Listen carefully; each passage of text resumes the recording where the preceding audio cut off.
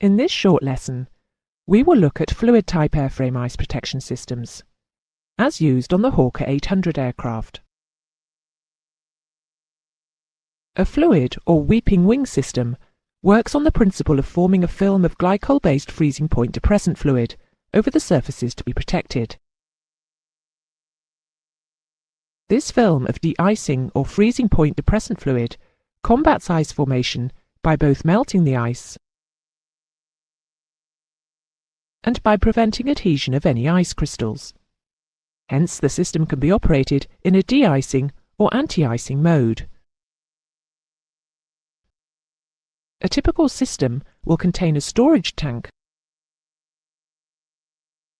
a pump, and a network of pipes to transport the fluid to the required locations. The pipes terminate at distribution panels fitted along the leading edges of the surfaces to be protected. The distribution panels have porous outer panels on the leading edge of the aerofoil.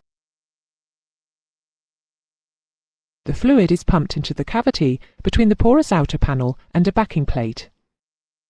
It seeps out through the porous panel and is then distributed over the aerofoil surface by the airflow.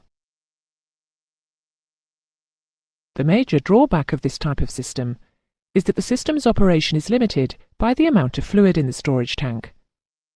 And, of course, the greater the amount of fluid carried, the greater is the weight penalty for carrying it.